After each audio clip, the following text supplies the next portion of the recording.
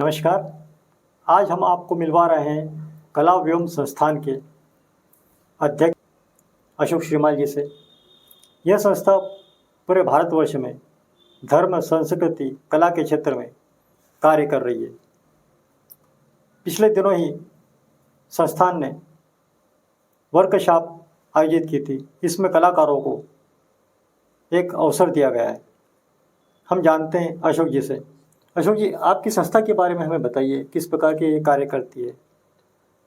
जी रुपेश जी, बहुत बहुत धन्यवाद मुझे ये अवसर देने के लिए सर्वप्रथम तो। कला एवं की शुरुआत हमने आज से 3 साल पहले शुरुआत की थी इसकी। तो इसकी शुरुआत के समय का उद्देश्य यही था हमारा कि कला एवं को हम एक ऐसा संस्थान के रूप में स्थापित करें कि जिसमें न केवल सिनेमा हो, बल्कि सिनेमा से जुड़े हुए हैं और भी जो आर्ट फॉर्म्स हैं, चाहे वो रूपांकन कलाएँ हों, चाहे परफॉर्मिंग आर्ट्स के क्षेत्र की कलाएँ हों, तो सबको एक मंच पे लाया जाए। तो इसी उद्देश्य से हम लोग जो है शुरुआती दिनों से हम लोग काम कर रहे हैं। तो हम लोग जो है 2 प्रकार से इसमें काम कर रहे हैं अभी, कि एक तो हम लोग इसमें आर्ट एंड कल्चर की प्रमोशनल इवेंट्स करते हैं, जिसमें अलग-अलग विधाओं के हम लोग इसमें कार्यक्रम करते हैं, जिसमें अलग-अलग विधाओं के कलाकार बुलाते हैं हम लोग। और दूसरा जो है हम लोग इसमें ट्रेनिंग देते हैं, ताकि नवोदित कलाकारों का भी जो है निर्माण हो। क्योंकि जितनी भी जो अपनी संस्कृति की जो आज हम बात कर रहे हैं वर्तमान में, वो कहीं न कहीं कलाकारों के कारण ही जीवित है। क्योंकि ये जनरेशन टू जनरेशन ट्रांसफ़र होती है आर्ट एंड कल्चर। वो ऐसा नहीं होता है कि हमने किताबों में लिख दिया तो अगली पीढ़ी के लोग या आने वाली जो जनरेशन है वो पढ़ लेगी। उसको जो है आपको करके ही दिखाना पड़ेगा। तो इसी उद्देश्य को लेकर हमारा इस संस्थान को निर्माण का था और इस उद्देश्य को लेकर हम लोग कर रहे हैं। रिसेंटली जैसा कि आपने बताया है कि अभी हम लोग मध्य प्रदेश में 16 जगह, जहाँ पर वर्तमान में फ़िल्मों की शूटिंग हो रही है। तो जब प्रोडक्शन हाउसेस यहाँ मध्य प्रदेश में आते हैं फ़िल्म की शूटिंग करने के लिए, तो उनको बहुत सारे आर्टिस्ट और सपोर्टिंग लोगों की आवश्यकता होती है। तो उस गैप को फिल करने के लिए हम लोगों ने मध्य प्रदेश की 16 ऐसी जगहों को आइडेंटिफ़ाई किया है कि जहाँ पर फ़िल्मों की शूटिंग है या शूटिंग होने की संभावना है भविष्य में। तो उन जगह पर हम लोग जो है मध्य प्रदेश संस्कृति विभाग की सपोर्ट से हम लोग film acting, screen play writing और फ़ोटोग्राफ़ी की जो है 10-10 दिन का वर्कशॉप कर रहे हैं। और हमारा वर्कशॉप तक ही सीमित नहीं है, हम लोग जो है उनको स्वरोज़गार से भी जोड़ने का हमारा प्रयास रहता है उसमें। क्योंकि आपने ट्रेनिंग दे दिया और फिर कलाकार को काम नहीं दिया, तो फिर वो आपका करना सार्थक नहीं है हुआ। तो हमारा ये है कि हम लोग ट्रेनिंग के साथ में प्लेसमेंट भी उनको मिले, ताकि जो है उनको और जो है अपने क्षेत्र में कौशल को निखार सकें और हमारी जो ये आर्ट फॉर्म्स है, कला संस्कृति है, उसको आगे भी ले जाते रहें। मध्य प्रदेश में आप किस प्रकार का टैलेंट देखते हैं। जी, मध्य प्रदेश में बहुत संभावना है कलाकारों की। जैसे आज हम देवास में बैठे हैं, यहाँ कुमार गंधर्व साहब हुए हैं, पद्मश्री कालूराम बामनिया जी हुए हैं, है ना? और महाकवि कालिदास उज्जैन में हुए हैं, है ना? और मध्य प्रदेश से ऐसे बहुत सारे कलाकार हुए हैं, अगर पूरे मध्य प्रदेश के परिप्रेक्ष्य में करें। और बहुत संभावना है मध्य प्रदेश में कि वो जो आज का जो युवा है, वो इनसे प्रभावित हो, चाहे लोकगायन के क्षेत्र में हो, चाहे रूपांकर कलाओं के क्षेत्र में हो, चाहे क्लासिकल म्यूज़िक के क्षेत्र में हो, चाहे अभिनय के क्षेत्र में हो। तो यूथ उससे प्रभावित होता है और होके जो है उस क्षेत्र में आए यूथ। तो यहाँ पर बहुत संभावना है और सरकार भी मेरे ख्याल से मध्य प्रदेश सरकार ने भी काफ़ी अच्छा इनिशिएटिव सरकार का रहा है। मुझे लगता है कि मध्य प्रदेश का जो संस्कृति विभाग है, जो जिस गति से, जिस रफ्तार से और जिस जिम्मेदारी के साथ में यहाँ की मध्य प्रदेश के कलाकारों को लेकर, यहाँ की कला और संस्कृति को लेकर जिस प्रकार से काम कर रहा है, कि यहाँ के कलाकारों को जो अवसर दे रहा है संस्कृति विभाग, तो मुझे लगता है कि बहुत संभावना है मध्य प्रदेश में कि आने वाले समय में और कलाकारों के लिए जो है अवसर ईजाद होंगे।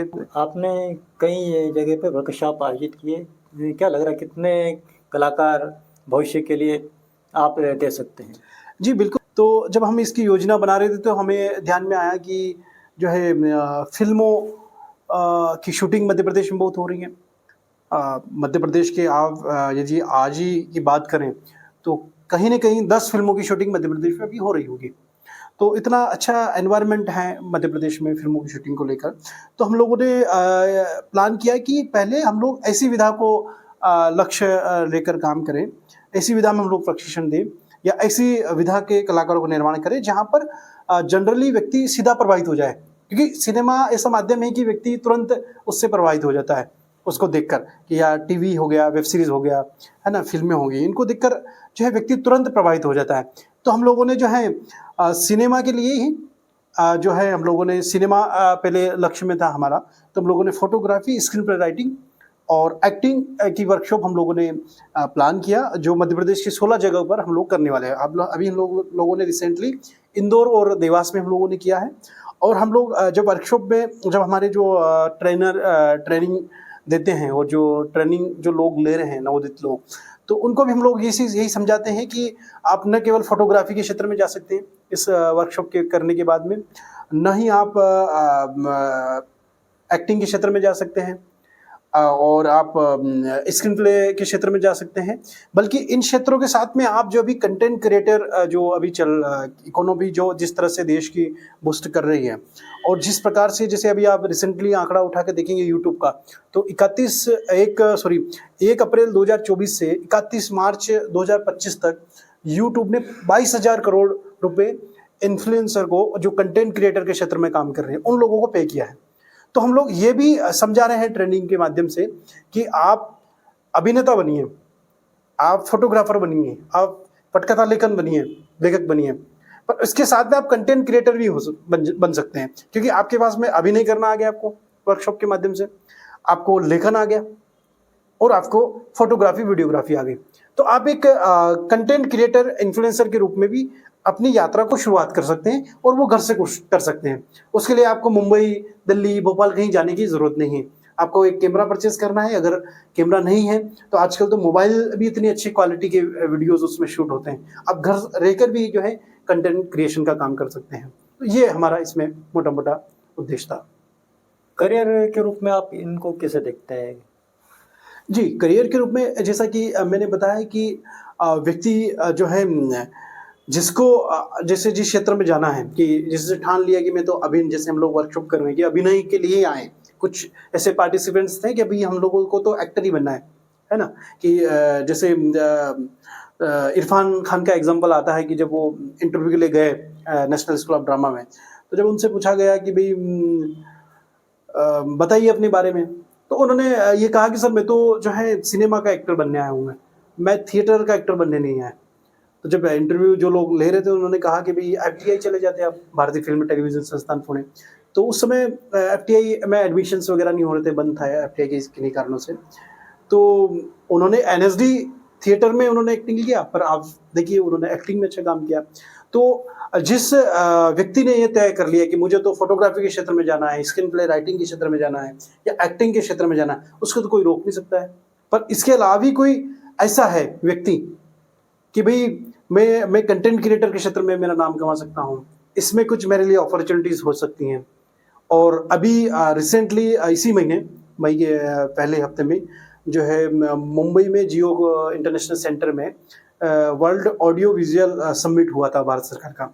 तो उसमें यही विमर्श था कि भाई कैसे कंटेंट इकोनॉमी जो है आगे चलकर भारत का और दुनिया में राज करने वाली है। जैसे अभी चाइना में हुआ कि भाई वो एक पहले 3-3, 4-4 घंटे की फिल्में बनती थी, फिर उसका ड्यूरेशन कम हुआ, फिर वेब सीरीज़ का दौर आया, उसमें फिर आप जो है मोबाइल में आ गया सिनेमा आपका, तो वहाँ आप अपनी सुविधा अनुसार देखने लगे।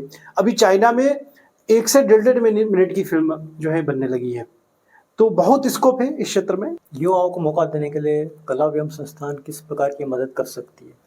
जी, जैसे कि मैंने बताया कि हम लोग जैसे प्रशिक्षण के माध्यम से और प्रमोशन जो इवेंट्स जो हम लोग करते हैं कला फाउंडेशन, तो इसके माध्यम से एक तो हम लोग जो हमारे प्रमोशनल कार्यक्रम होते हैं भारतीय कला और संस्कृति को लेकर, जिसमें हम लोग विभिन्न आर्ट फॉर्म्स के आर्टिस्ट को बुलाते हैं, एक तो हम लोग वहाँ रोजगार दे रहे हैं उनको। दूसरा ये कि हम लोग जो प्रशिक्षण के बाद में भी उनको आर्टिस्ट को जो है प्रतिभागियों को हम लोग कहीं ना कहीं जोड़ते हैं। जैसे अभी हम लोग film acting, photography, screen play writing की वर्कशॉप किया, तो यहाँ जो हमारे परिचित जो फिल्म प्रोडक्शन हाउसेस में लोग हैं, लाइन प्रोडक्शन में हैं या मध्य प्रदेश फिल्म टूरिज्म के लोग हैं, तो उनको हम लोग ये पूरा डाटा देते हैं। हम भी प्रयास करते हैं कि उनको कहीं ना कहीं भूमिका में लिया जाए।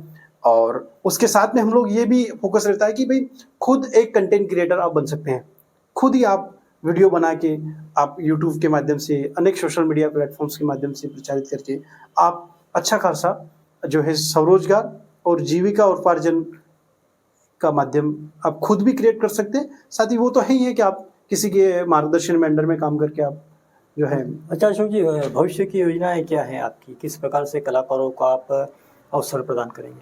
तो मैं कलावियों के परिप्रेक्ष्य में बात करूँ तो हमारा आगामी 1 साल को लेकर हमारा पूरा फोकस ट्रेनिंग पर है, क्योंकि कलाकार बहुत हैं अभी, जैसे मालवा, बुंदेलखंड, निमाड़, मध्य प्रदेश के परिप्रेक्ष्य में बात करें तो यहाँ की बहुत सारी कलाकृतियाँ हैं या कलाकारी हैं, आर्ट फॉर्म्स हैं, जिसमें हमें भविष्य के कलाकारों की भी आवश्यकता है। जो वर्तमान में जो कलाकार हो सकता है वो एजेड हो गए, उस क्षेत्र में कोई रुचि नहीं रख रहा है, जाना नहीं चाह रहा है। तो हमारा अभी ओवरऑल जो है नए कलाकारों के निर्माण में हमारा फोकस है अभी, कि भाई हम नए कलाकारों को निर्माण करें, उसके बाद में उन्हीं को हम लोग मंच के माध्यम से, जैसा कि मैंने बताया, हम लोग 2 प्रकार से काम करते हैं, एक प्रमोशन रहता है, दूसरा ट्रेनिंग रहता है। तो ट्रेनिंग के बाद में हम उन्हीं को हम लोग जो हमारे प्रोग्राम में हम लोग अवसर देंगे उनको, ताकि उनको ये लगे कि मैंने यहाँ से प्रशिक्षण लिया तो मुझे रोजगार भी मिल रहा है। मैं मंच पे जब कलाकार आता है तो स्वरोजगार के साथ में, रोजगार के साथ में वो ये भी देखता है कि कितने लोग, ऑडियंस जो है मुझे देख रहे हैं, तो उससे भी एक कॉन्फिडेंस का निर्माण होता है। जैसे बहुत सारे ऐसे कलाकार हैं कि जिन्होंने शौकिया तौर पे चीज़ों को किया। बहुत सारे आपको वर्तमान में जैसे बहुत सारे ऐसा कलाकार मिल जाएंगे, चाहे वो एक्टिंग के क्षेत्र में हो, चाहे गायन के क्षेत्र में हो, चाहे वो फोटोग्राफी के क्षेत्र में हो, चाहे कोई भी क्षेत्र में आप देख लीजिए कि ऐसे कलाकार मिल जाएंगे कि जिन्होंने जो है शौकिया तौर पे किया और बाकी आगे चल के जो है फुल टाइम वो लोग करने लगे। मुझे लगता है कि कलाकार के लिए तो उम्र का तो कोई पैमाना नहीं होता है, क्योंकि मैं पिछले दिनों दिल्ली गया तो मैं एक थिएटर ग्रुप में मेरे परिचित वहाँ गया, तो वहाँ पर 55 प्लस वाले लोग भी थे जो ट्रेनिंग ले रहे थे। जैसे हमने अभी देवास और इंदौर में वर्कशॉप किया, तो यहाँ पर जो है रिटायर्ड जो है जो लोग थे, वो लोग थे पार्टिसिपेंट्स के रूप में, तो वो शौकिया तौर पे आए थे, उनको कोई उससे नौकरी नहीं करना या उनको काम नहीं चाहिए, तो शौकिया तौर पे भी लोग करते हैं इसको। तो मुझे लगता है कि वो एक आत्मसंतुष्टि के लिए करते हैं। जैसे कहा गया ना कि भाई आप जीवन में पैसा कमा लीजिए, कितना सब कुछ हो जाए, सारे ऐश्वर्य आ जाए, सारी सुविधाएं आप ले लें, पर अंत में आप जाते हैं शांति की तरफ। तो कहीं ना कहीं मुझे ऐसा लगता है कि शांति की तरफ जो है व्यक्ति जब परिकल्पना करता है अपने दिमाग में, तो फिर जो है वो कुछ भी सीखने के लिए फिर उम्र वहाँ मायने नहीं रखती है। मालवा के कलाकारों को आप क्या संदेश देना चाहेंगे? जी बिल्कुल, मालवा, जैसे मैं खुद मालवा से हूँ और महाकवि कालिदास जी की पंक्ति है कि पग पग रोटी डग डग नीर, तो इतनी समृद्ध और गौरवशाली इतिहास है मालवा का हमारा, कि यहाँ इतनी कला संस्कृतियाँ हुई, इतने विद्वान कलाकार हुए हैं, है ना।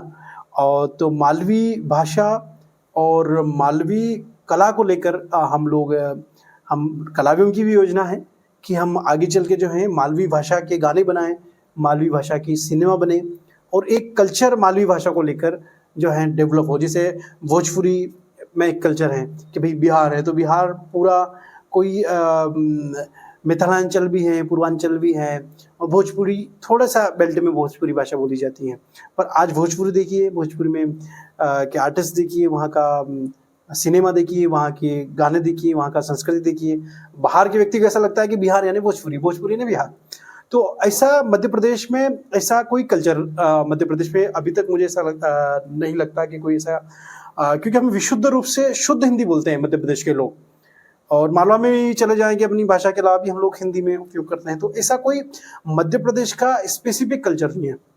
तो हमारा प्रयास है कि मालवी भाषा में कुछ हम काम करने का प्रयास है हमारा, कि वो संगीत के माध्यम से हो सकता है, वो लोक साहित्य के माध्यम से हो सकता है, वो सिनेमा के माध्यम से हो सकता है।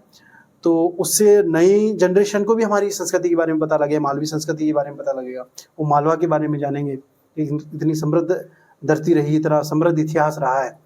तो यहाँ पर उसको लेकर हमारी बड़ी हार्दिक इच्छा है, और हम बिल्कुल डेफिनेटली 1 साल तक तो हम लोग जैसे भी ट्रेनिंग प्रशिक्षण में हम लोग फोकस है हमारा, तो उसके बाद में हमारी प्लानिंग चल रही है, हम लोग डेफिनेटली मालवा को लेकर भी हम लोग करेंगे। अशोक जी, हमसे चर्चा करने के लिए बहुत बहुत धन्यवाद आपका।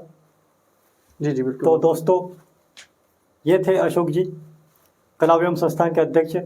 अगले अंक में हम आपसे फिर मिलेंगे, तब तक के लिए इजाज़त दीजिए।